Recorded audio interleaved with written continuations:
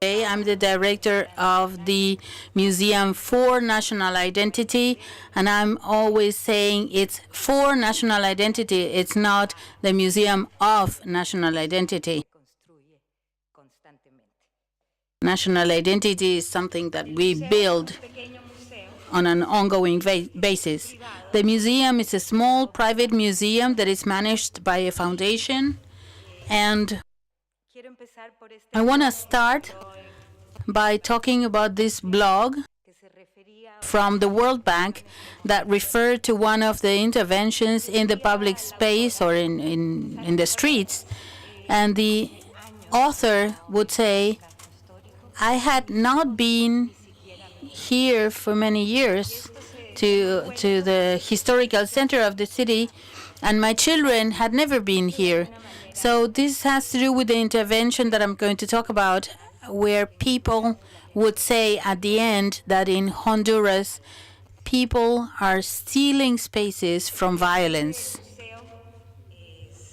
The museum is in the historical center of Tegucigalpa, the capital of Honduras, and the perception is that it's a dirty, non-safe place. It's a hot spot, a hotbed for crime that should not be visited.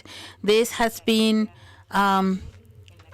becoming worse after the mid-hurricane. That was a tragedy in the area, and the investment from the state never came to solve the problem after the hurricane.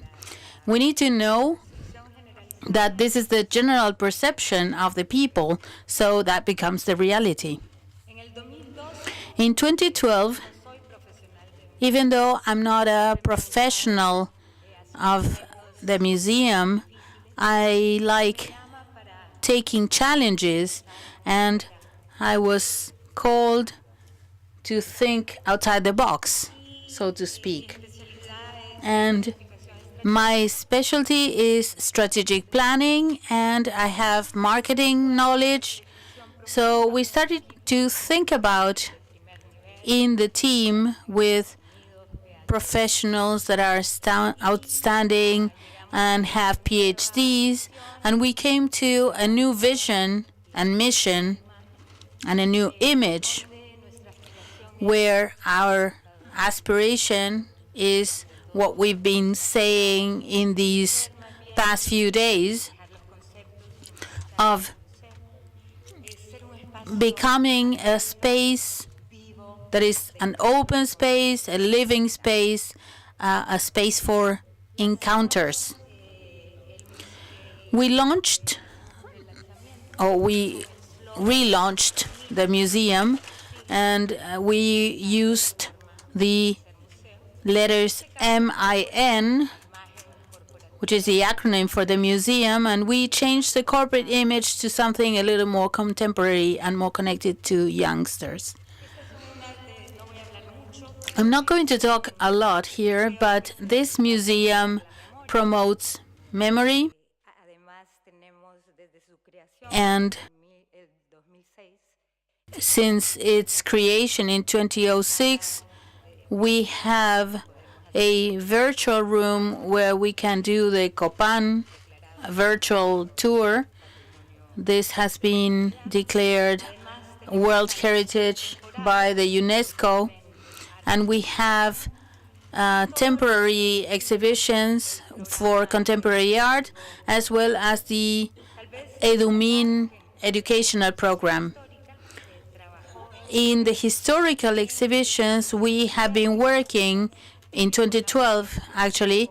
We established educational guides so that children from the first year of school until the ending of high school could have this personalized experience connecting themselves with the exhibition. However, even with all of this, we were not receiving as many visitors as we wanted, so we had to think outside the box, and we copied an installation that has been done in many countries in the world consisting of installing multicolor umbrellas. This was done by our logistics personnel in the museum. We can see here that we had a Dali exhibit. That's why you can see the mustache. And we did not have high expectations, but the impact was really interesting. We launched a campaign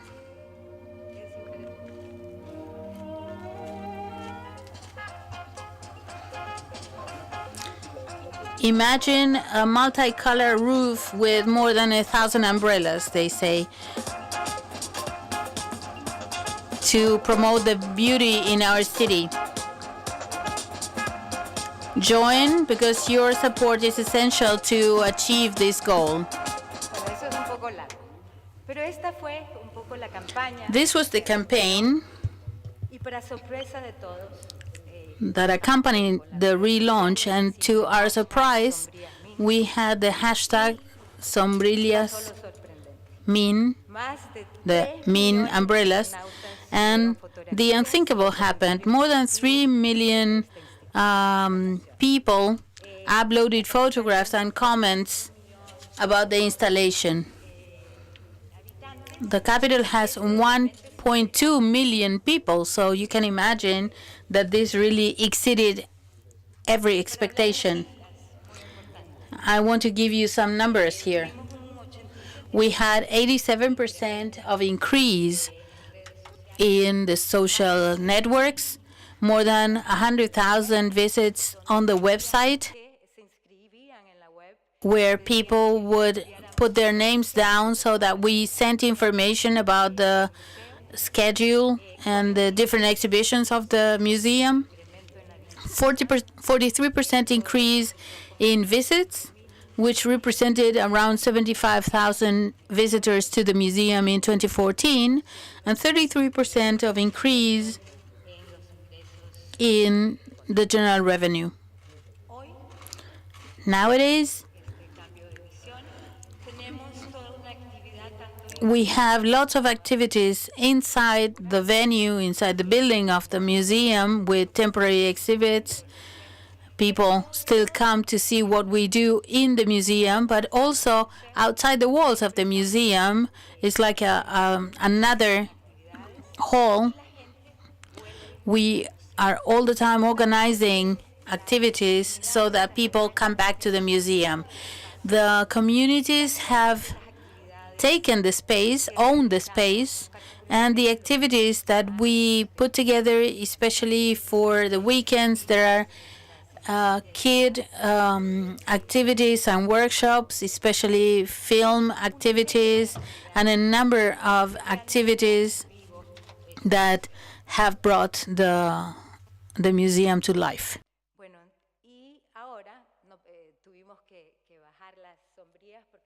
Now, we had to take down the umbrellas because they were deteriorated, and we are thinking about new projects. This time we have a new project at hand called Min Pixels, Pixeles Min.